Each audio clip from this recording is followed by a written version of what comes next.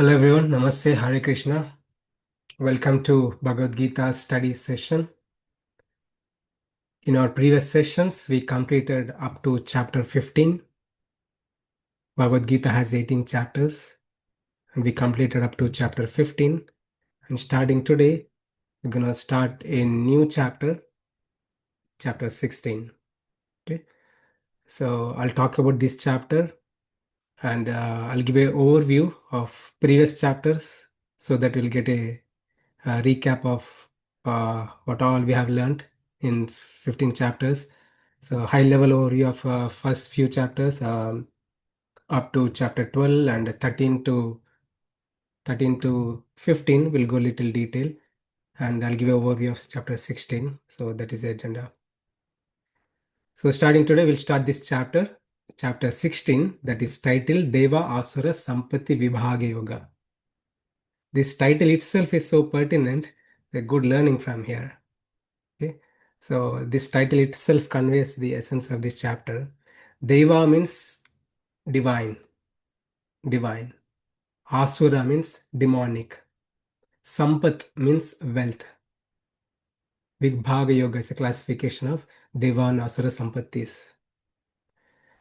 Sampatti is wealth. We have a bank balance. I have a bank balance. I have a checking account, saving account. I have some amount in the checking account. I have some balance in the savings account that I have accumulated over the period of maybe 10 years, 20 years. It's a wealth I have been accumulating.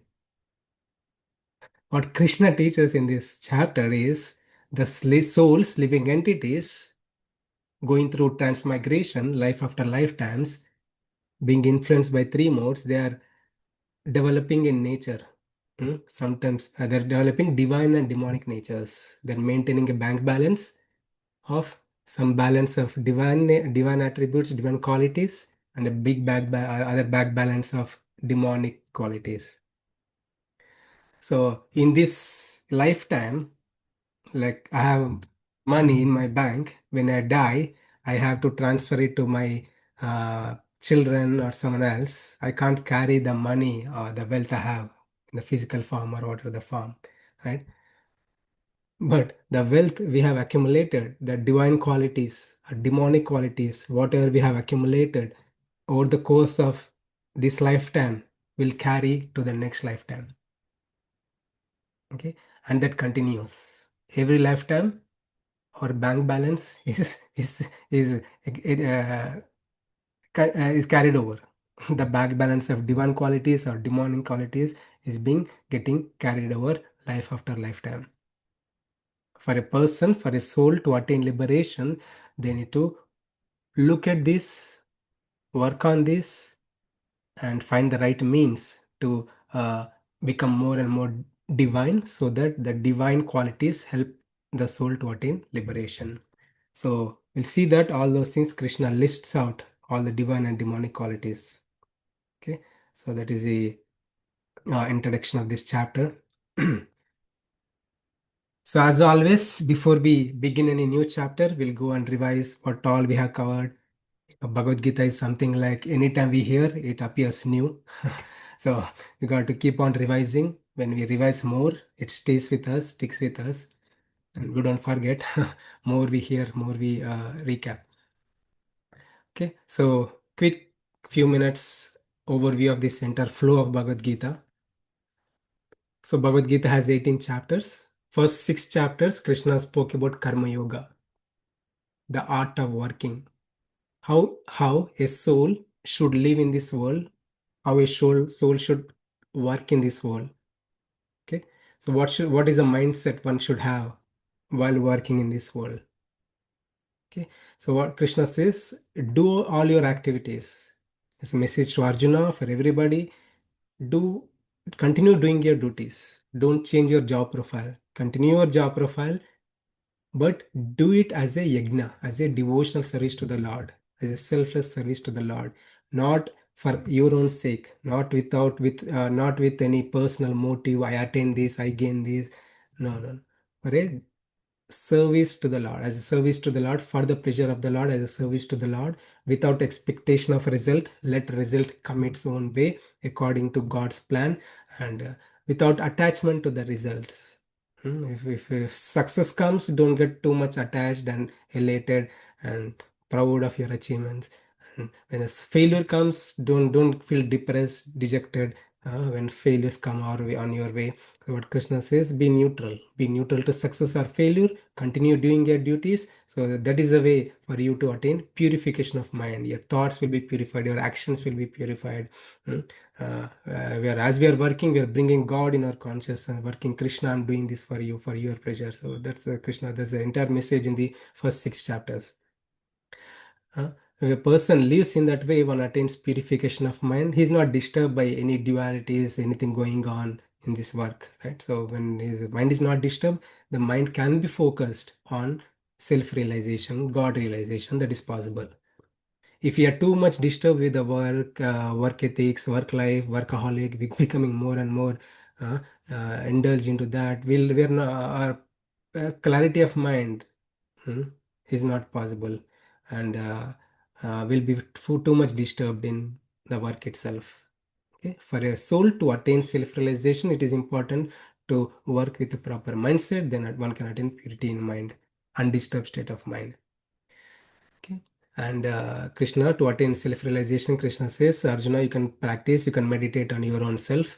It takes months, years, lifetimes, but that's an option you can choose. Arjuna says, I cannot do this. It's impossible for me. And looking at Arjuna, Krishna says, you take up the path of Bhakti Yoga. Okay. You don't have to strive hard, work hard. Just engage all your duties you do for me, and you fix your mind on me. Manmana bhav madbhakto madhyajimam namaskaru. Always think about me, meditate on me, be conscious of me in your actions, in your duties. When you have free time, you can watch movie, but you can also learn something about God. Here, watch Narsimha movie, Mahavatar Narsimha movie. You can watch that, and it's a movie that kindles our devotion. Yeah, so fixing our mind onto Krishna and meditating on Krishna. We meditate on many things in this world, right? Meditating on children, meditating on job, meditating on people, meditating on movie celebrities, meditating on sports celebrities.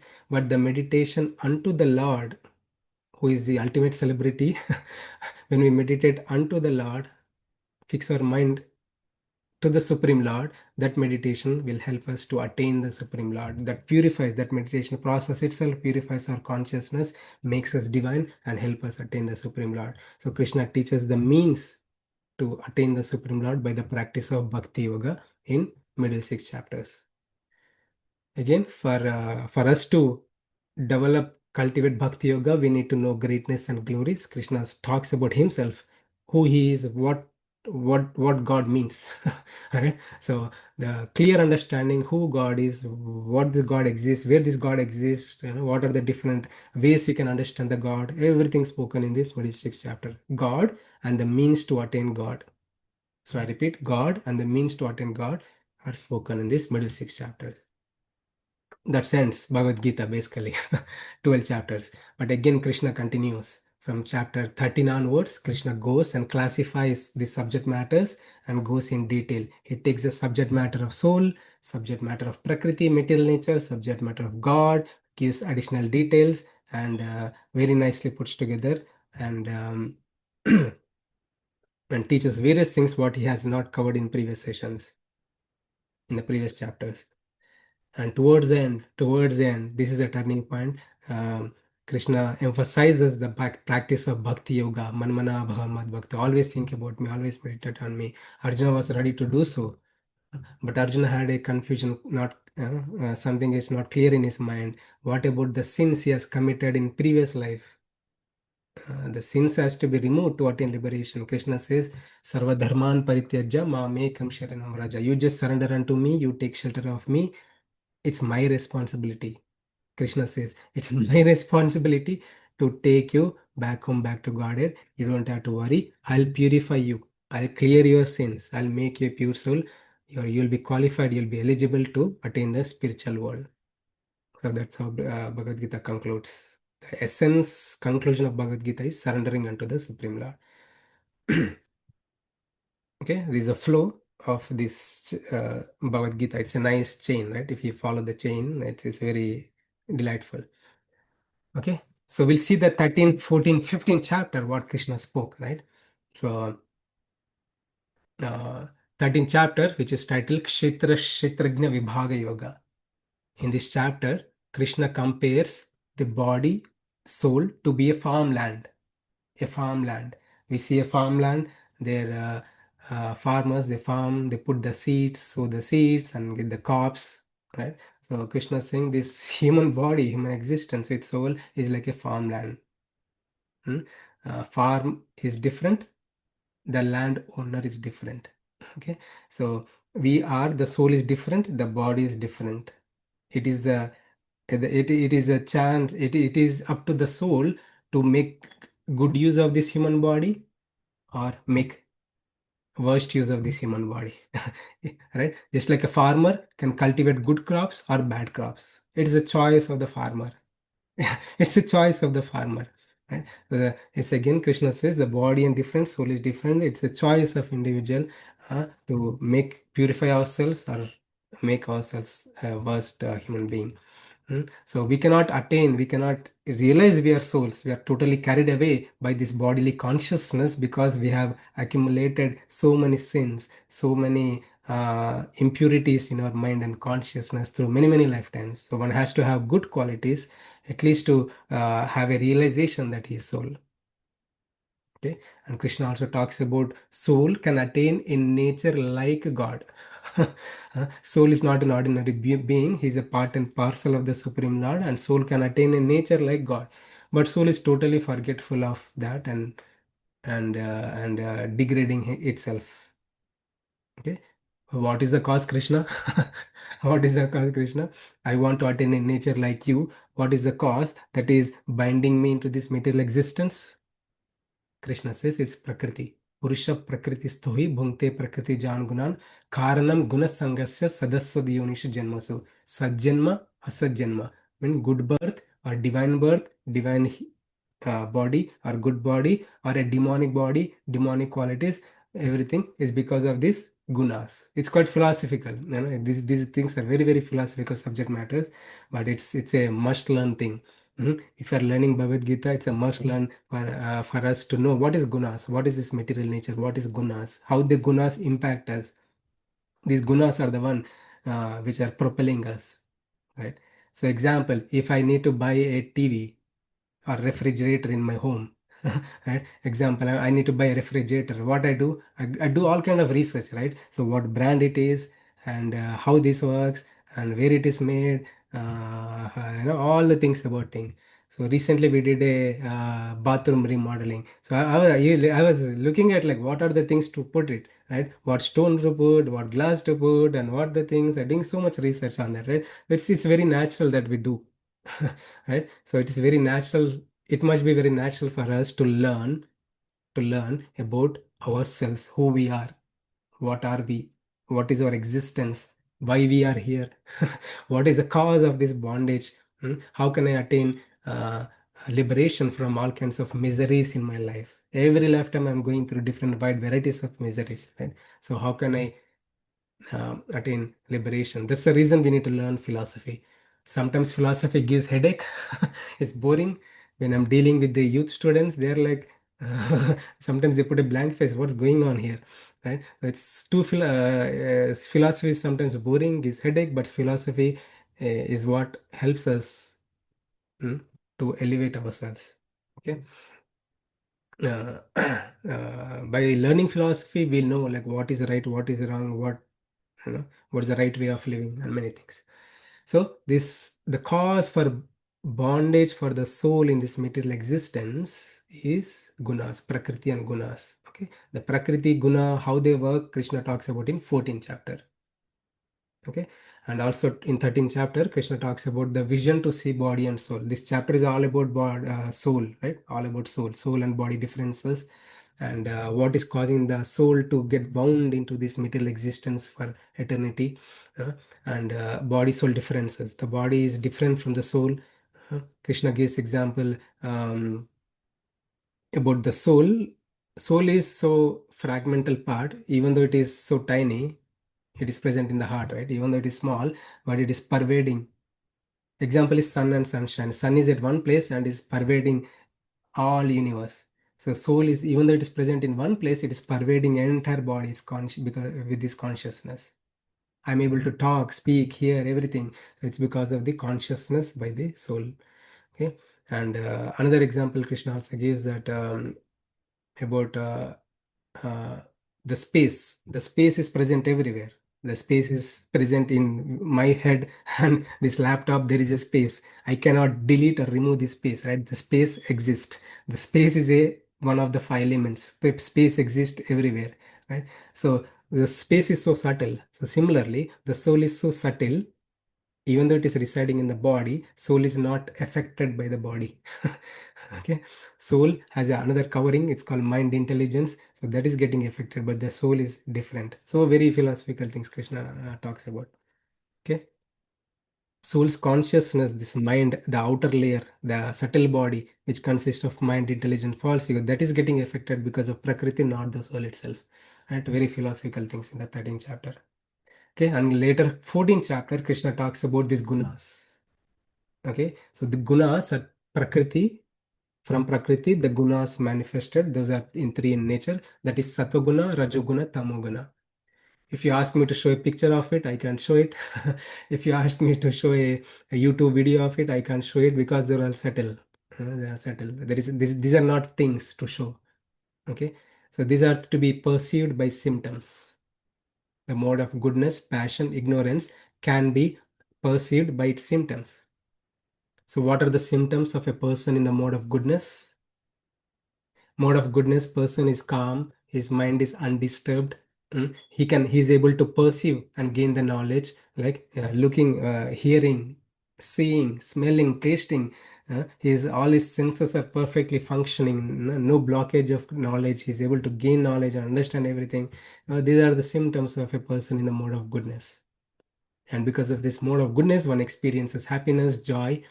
mm. And mode of rajas, the passion, the symptoms are one is always in a disturbed state of mind. Most of us are in rajas for sure. We're always in the disturbed state of mind, confusion, disturbance, multitasking. We do one thing, we look at the WhatsApp message, and we'll be gone. We'll be carried away by this. And after WhatsApp message, again that distracts, the same distraction will distract us in different ways. Right? If we are too much passionate, mode of rajas, too much passionate, we are always disturbed. We cannot focus on one thing. We cannot concentrate on one thing to gain anything, any knowledge. Uh, Always undisturbed state of mind. It's like Rajas, the person in the mode of Rajas is first acts, later thinks. Why I did that one. The Satvaguni person first thinks and acts later. Rajas is first acts and later thinks. Right? So these are the Rajas, qualities of Rajas. Okay, so various things Krishna spoke in this chapter. And mode of tamas is can be identified if a person by his consciousness or mindset, he's always sleepy, lazy, tired, uh, uh, totally misunderstand things. Viparita gnana. The word is viparita gnana. He totally misunderstand things. He's looking at it, totally misunderstanding. He's reading an email, totally misunderstanding it. Not even he's hearing, totally misunderstanding it. Right. So sometimes we give advice to the people and they totally misunderstand our words. This is because of tamasic levels are too high in that person, right? So these are the symptoms can be seen in different people, every living entity. Okay, so that way we can identify the modes are acting on them, the mode of goodness, how it acts, or the mode of passion, how it acts, mode of ignorance, how it acts. And Krishna says all these modes, they're binding the soul. Mode of sattva guna is good. Everybody want to be sattvic, but it also binding the soul. It's giving happiness and joy. That is also a trap. The mode of passion, because of so much passionate levels, we are too busy with too many material pursuits, and not even focused on self-realization, God realization, and that is also a trap. That is also binds. Another trap is mode of tamas. Because of tamas, people commit sins, sinful actions, create problems to others, right? So these three modes are binding the soul into this material existence, right? These are all philosophical things. It's a must-learn philosophy. And these modes overpower each other. Sometimes mode of goodness is high. We are very sattvic. Our mind fully functioning, right? We are able to hear properly, and mind is fully functioning. Undisturbed state of mind. We experienced it, right? We have experienced it. You may say I'm always disturbed. I'm always lazy and tired. That's a different thing. But everybody's like that. But yeah, sometimes we can see in ourselves this modes overpower. Mode of passion is really high. Sometimes mode of passion is really high. That means you're totally disturbed, totally confused, and undisturbed state of mind, right? Mode of passion is really high, and mode of tamas goes high. These modes overpower each other. They create problems. And if a person lives with this mindset, and over the course of time, Krishna talks about the death. If he goes through death, hmm, his guna determines his next birth. So, eighth chapter, Krishna spoke about his remembrance. What is he remembering? That is one thing. And second thing is the mode he is in. The mode he is in. If he's in the mode of goodness, sattva guna, right? Good qualities because of good nature, he's in sattvic mindset, right?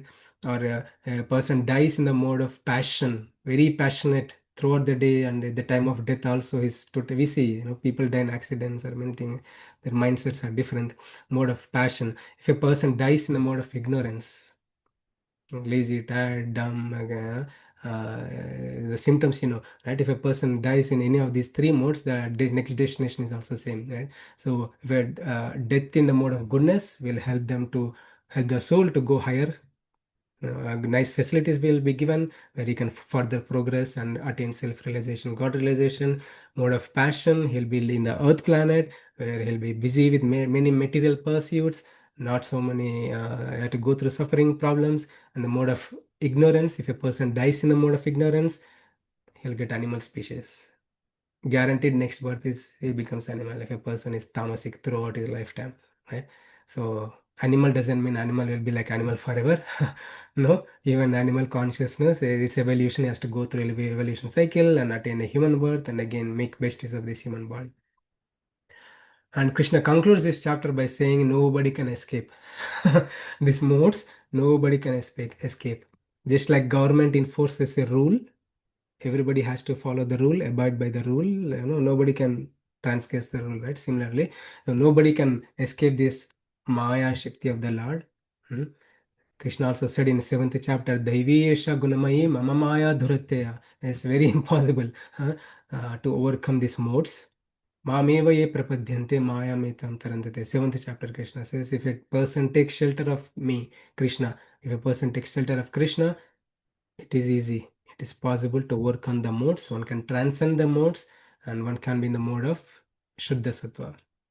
Okay, where he can, when if a person leaves the body in the mode of bliss, transcendence, then he is sure to attain Supreme Lord. In eighth chapter, also Krishna spoke about that. Okay. माम चोया विचारेण bhakti yogena sevate sagunan samatiyaitan brahma bhuyaya kalpate. For a person to attain the Brahman state, one has to practice the bhakti yoga. Bhakti yoga is the only means. Avibicharena bhakti, unalloyed devotion unto the Supreme alone. Avibicharena bhakti, one can attain the Supreme Lord. Krishna concludes by saying, by the practice of Bhakti Yoga, soul can attain the Supreme Lord, break free from these cycles of birth and death, break free from this bondage of. They are the one three. These three ropes are binding the soul. The soul can break free. They're quite philosophical things.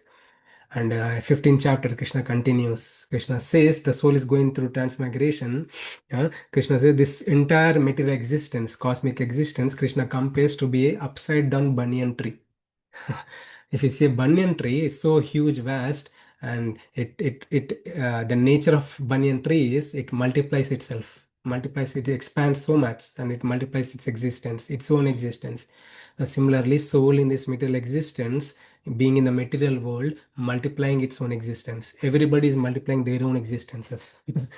Not just every individual soul is multiplying their own existences, and that's how this entire banyan tree kind of existence in this is there, right? So Krishna says, you get the weapon. Human life is the only opportunity to take a weapon, cut this cut this tree of material existence. Everybody has to take their own weapon. Everybody cut their own trees. It's individual thing, right? By the weapon of detachment. One has to have strong detachment. One has to learn the practice the detachment, and with good determination and detachment from unnecessary material pursuits, living a life of spirituality, one can detach from material things. And Krishna says, if a person is not detaching, if a person has unlimited desires, unlimited attachments, it is because of unlimited desires, because of unlimited attachments, the soul is going through transmigration, okay, and remaining in this material existence. Okay, so cut this tree. If you don't cut this tree will grow, and you got to transmigrate. Krishna says, explains the transmigration process in 15th chapter.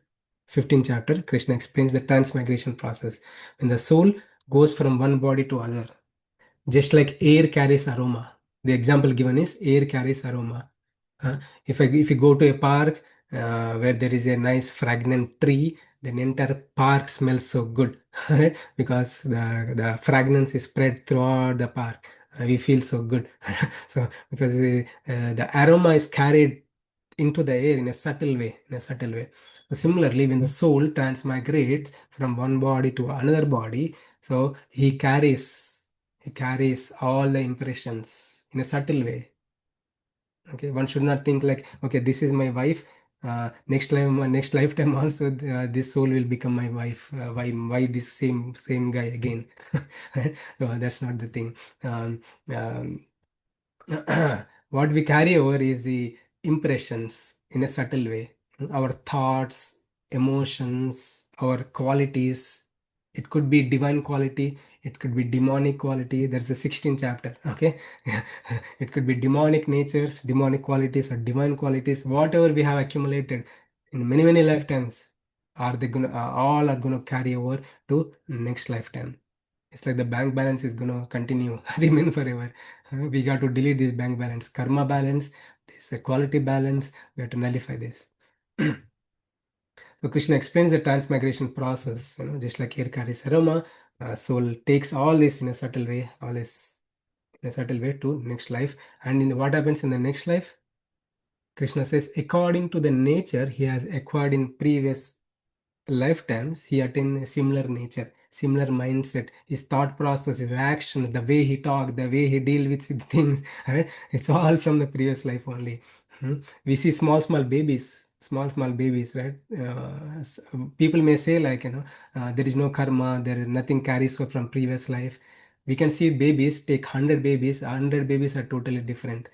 The way they drink milk, the way they emotionally react to things. Some babies like go cranky. Some babies are so calm, pleasant. What's it happening? It's a nature they have acquired in many previous lifetimes, right? So the qualities they have acquired many previous lifetimes. So that's the thing. Okay, Krishna says even after the soul attains the next lifetime, it could be animal body, human body, any body. So according to the nature he has acquired, he lives a life accordingly, and it continues. As long as the soul wants to remain in this material existence due to unlimited desires and attachments, soul will continue. But if a soul wants to detach, soul has to know one thing. The thing is about Lord as Purushottama. Hmm? Purushottama. This Lord, the Lord of creation, Lord of existence, is different from anything. He is different from soul, different from creation, and and and we are looking at the byproducts of a creation. Like this nice phone, beautiful phone, this attracts me. This nice, beautiful personality that attracts me. It's nothing wrong in attaining it, but we are getting trapped by unlimited desires and attachments, right? So Krishna says, don't look at those things. Look at me. Look at me. Learn me. Understand me as Purushottama, the absolute truth, absolute God attached to me. When you attach to me, you can break free from the cycles of birth and death. So this is 13, 14, and 15 chapters. And we'll start this new chapter, chapter 16. Okay. So I'm not going to do any shlokas today. I'll just do a revision. Revision of previous chapters, and I'll do an overview of this chapter. So we'll understand the flow of this chapter, and yeah, we'll conclude if we complete early. So we'll end the session early. Right. So as I said, when the soul is transmigrating, if the soul is not attaining liberation, when the soul is transmigrating, it is accumulating. Accumulating, not the lands, properties, or clothes, or ornaments, or any, or women, or men, or many things. No, no, nothing goes. Right? People say like we come empty-handed, go empty-handed. No, that's also wrong theory. We come with big baggage of karma, big baggage of impressions, the qualities, divine quality, demonic quality, all these things we have been we carry over from many lifetimes, right? So soul is accumulating in lifetime and taking it to next lifetime also, right? And it is accumulating. It's like it's a PTO. Just like a PTO gets accumulated. If you're in IT, you know this. So if the PTOs get accumulated over the time, as this demonic and divine natures also getting accumulated. Okay, so we'll see this. Krishna lists very nicely, gives a list. Okay, a nice list, big list of what are divine qualities, what are demonic qualities. Okay, and as we go through in this chapter, we'll see. With the help of with the purports of acharyas, many acharyas and very saintly people, like, yes, we are demonic, but we can understand, look at ourselves. This chapter is also like a mirror. We can look at ourselves, where we stand, and we learn the right way to elevate ourselves from demonic to divine. Because for a person to qualify to attain the Supreme Lord, to attain liberation, it is necessary, it's important, it is indispensable for a person to attain divine qualities. Okay, so first three verses Krishna speaks about the divine qualities, list of divine qualities, and 4 to 8, verse number 4 to 8, Krishna talks about demonic qualities. What are these demonic qualities? And later 10 to 20, Krishna talks about their activities.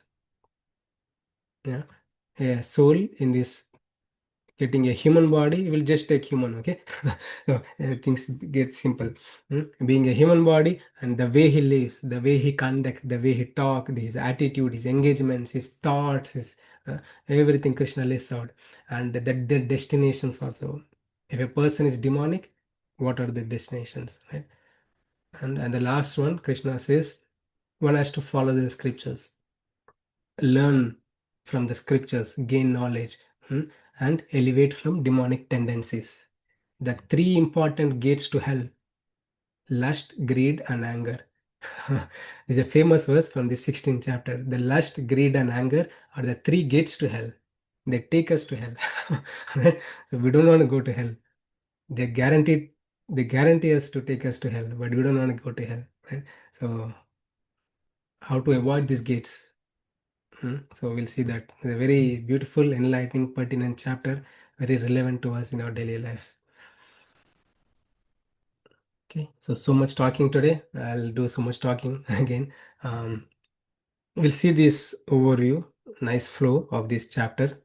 Okay, so and today I don't have verses. I didn't get time to prepare the verses and set up because I was so busy with other things. I had to go to Chicago and many things happened.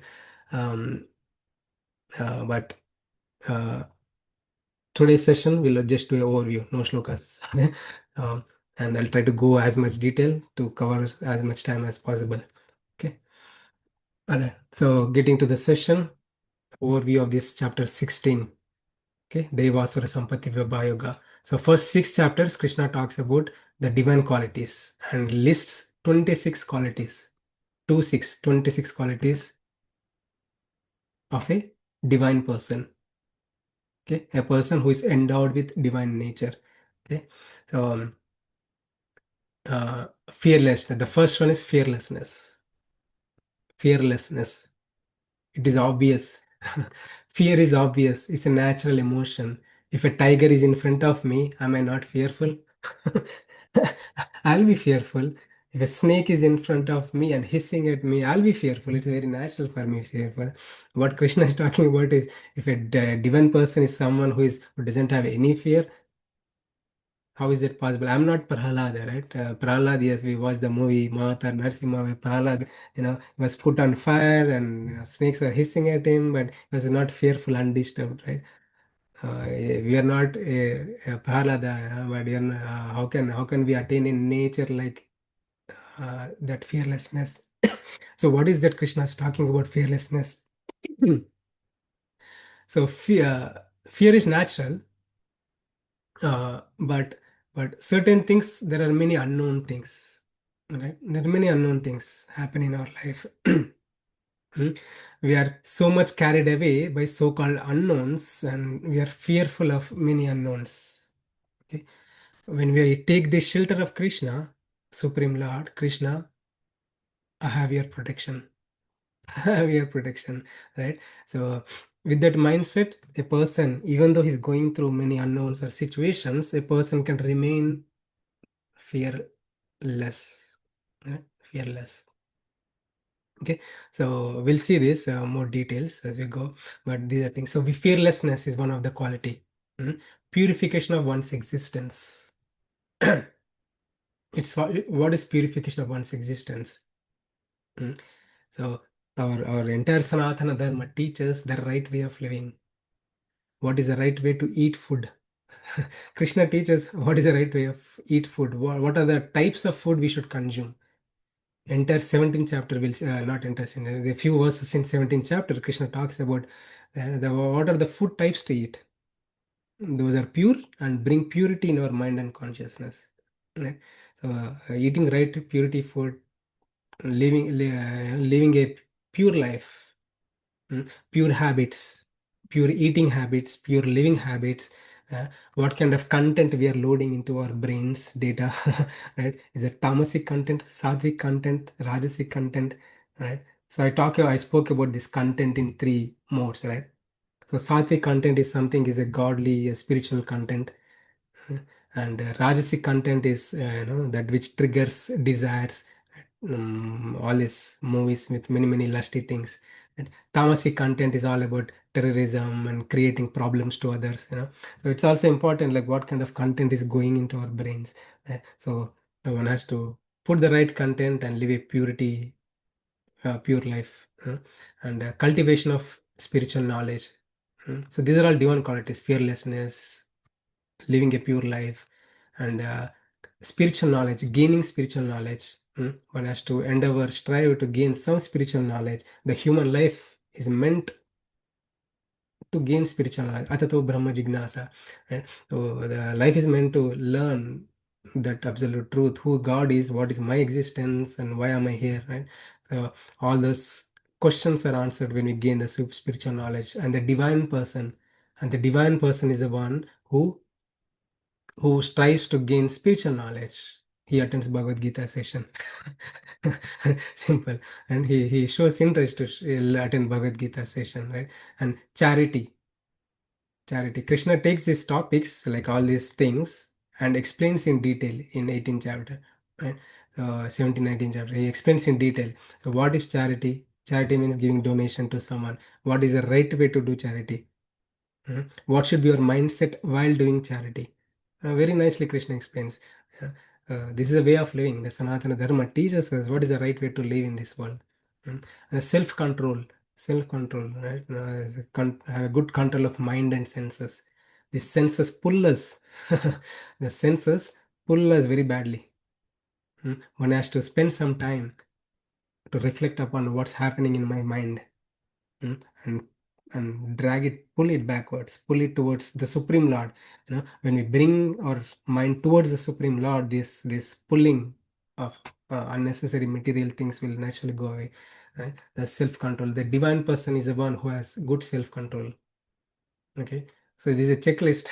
This is a checklist we can see. I don't think I can qualify, or nobody can qualify. This is a great personalities would qualify, but That's why we are in this material world, right? um, yeah. So this is a checklist Krishna is giving. Performance of sacrifice. Interested in doing some sacrifices. We'll see what is that. Study of Vedas, learning Bhagavad Gita, right? And spending time to apply. And austerity. Austerity is like taking some inconveniences for a higher purpose. Austerity means taking some. You don't like to attend Bhagavad Gita class. It's boring, gives headache, so much philosophy, but you still attend. But you still attend. That's an austerity. So austerity child does. Everybody does. Some kids they don't like to go school. They don't like to go to hospital when they are sick, but they still go. We'll take them. That's austerity. They don't like to go school, but we still send them. Forcibly pushing them to go school. It's an austerity. So human life is meant for performing austerity. We may not like to do certain things. Chanting holy name of the Lord is boring, but not so interesting. But it's a austerity. It's an austerity. Must perform austerity. Mm. And simplicity, being simple in life, and non-violence. If I go in detail, I'll take full time maybe. But yeah, I'll go high level. So non-violence. So we'll be violent in words, actions, in our dealings. So a divine person is the one who is non-violent in his words, actions, speech, and everything, right? And truthfulness, being honest, humble, and freedom from anger, another divine quality. Renunciation, accepting only. We'll see what is true renunciation is.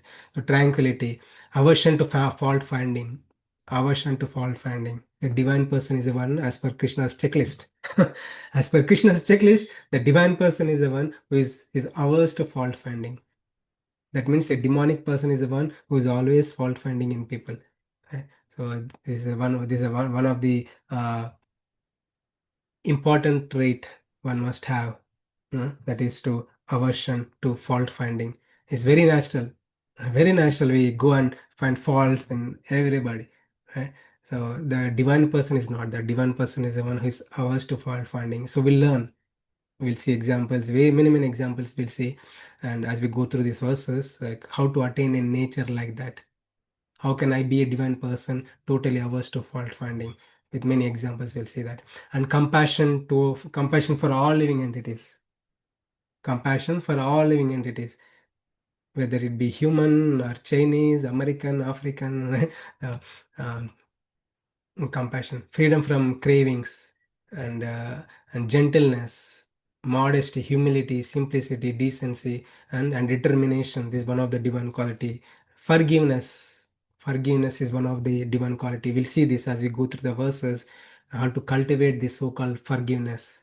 There is an art of forgiveness. Why we don't forgive people.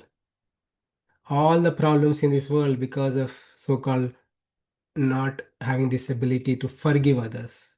And the relationships within the family, within the office culture, or anywhere we go. Even the small kids also within their circle, small kids, 2-year-old kid, 3-year-old kid, yeah. When they have this so-called divine quality of forgiveness, there is a peace, prosperity, happiness, and this is a wonderful quality, wonderful trait. One must cultivate, one must have it. Okay. And fortitude, cleanliness, or yeah, one of the divine quality. His house is clean, his body is clean, his mind is clean, his car is clean. Right? That is one of the cleanliness is also one of the important trait. Um, Freedom from envy, freedom from passion or honor. We always try to expect honor from others. Like the divine person is the one is not so interested in honor. So these are the big list Krishna gives, like 26 number list about the qualities of a person who is divine. Qualities of a person who is divine. And next, Krishna in 4 to 9, Krishna talks about demonic natures. Asuri Sampatti. As I said, Sampatti means wealth. That means this wealth we have been accumulating from many lifetimes. It is not this lifetime. It is not this lifetime. Many lifetimes we have been accumulating this wealth. Okay, and we see in ourselves. It's a mirror. This chapter is like a mirror. We see as we see through, we see ourselves like what qualities we have. So demonic people with demonic propensities, demonic qualities are the one who are very proud of themselves, pride, arrogant in speech, arrogant in actions, arrogant in dealing with people, anger, always frustrated, angry, in our dealings situations, not having proper way to deal the situations. People are impulsive. We see in this world, like many people are so impulsive, take actions, shout and yell at people without properly dealing many things. We'll see this, all these things as we go through verses. And harshness, being harsh to people. These are all, and not having proper knowledge. So these are all like demonic qualities. Mm. And Krishna says divine qualities lead to liberation and demonic qualities cause bondage. When Krishna said this, Arjuna immediately asked, he himself asked, Krishna, are you talking about me? am am I worried now?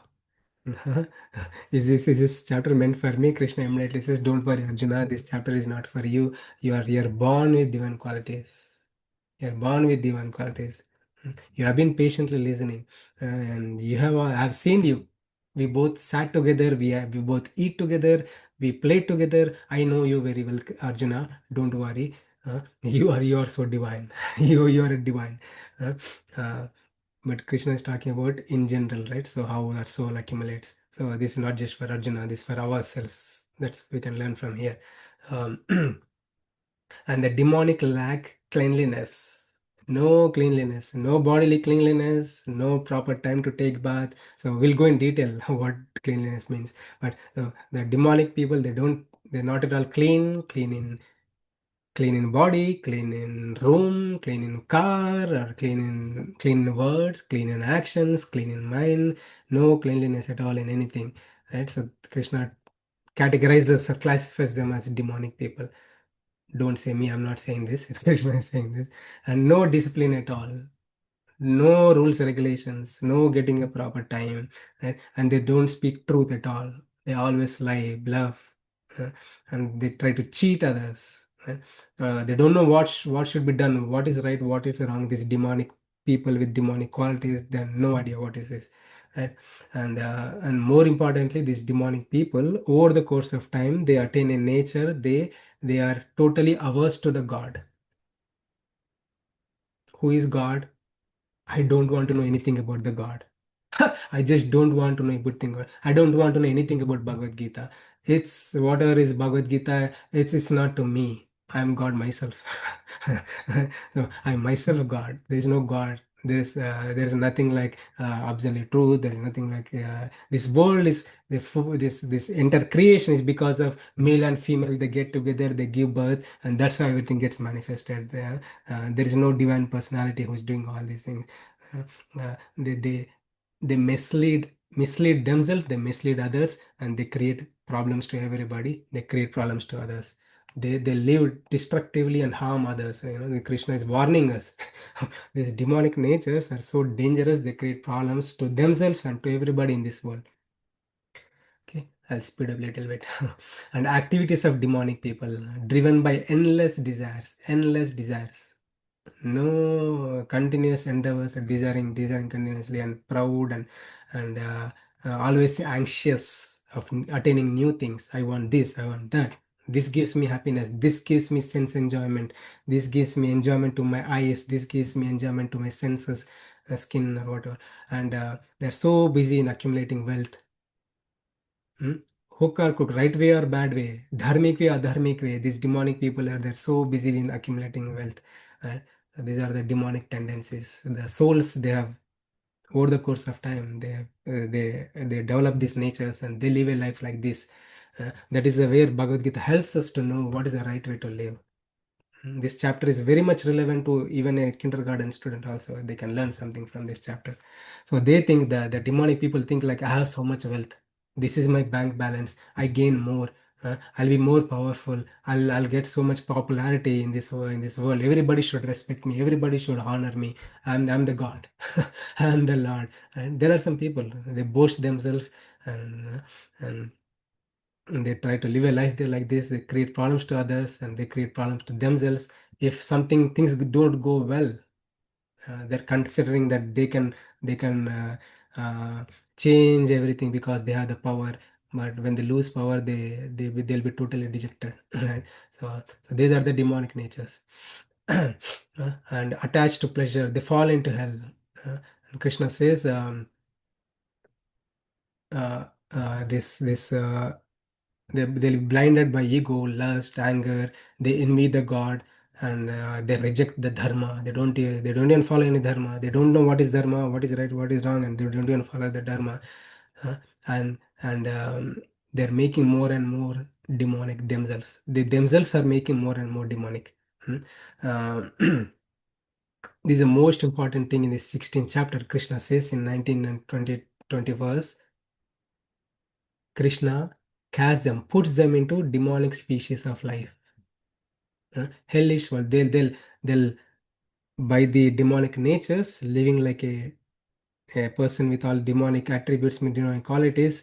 Because of these demonic natures, Krishna says they will be put in a demonic species. Not demonic means not demons. Okay, so like lower species, animal species, right? And hellish planets. Krishna says I'll put them into hell, make them suffer, and and and and and, and they'll degrade themselves into lower species of life. Who? The people who live a demonic life, right? and and it's so scary. Lust, greed, anger, these are the three gates to hell. Krishna says, Arjuna, these are the three gates to hell. Lust, greed, and anger, they take you to hell. You don't know. You don't know, you're not conscious, aware of these things are taking you to hell. Your path is already towards hell.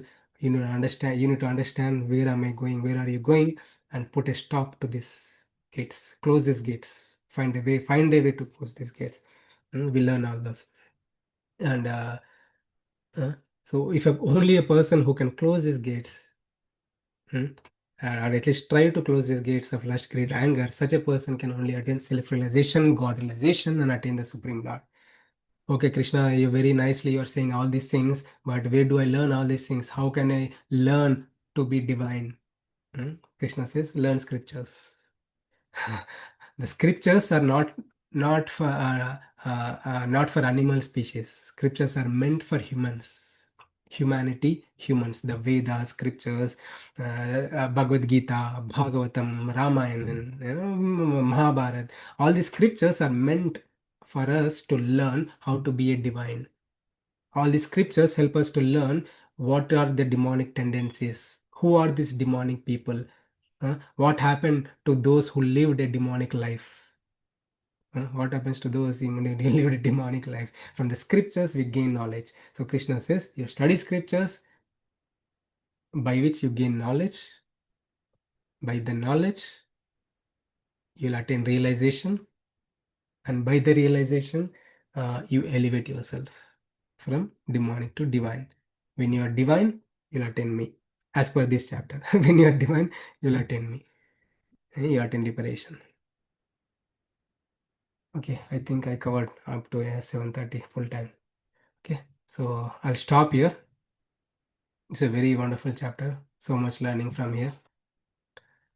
If you have any questions, thoughts, or sharings, we can take now. Thank you all for joining. And next session, we'll go into the verses. We'll see the practical examples and how to cultivate this divine nature, not demonic, how to cultivate these divine natures. So how can we be more and more divine in everyday dealings? So we'll go detail into this chapter and we'll learn as we go. So thank you. Hare Krishna.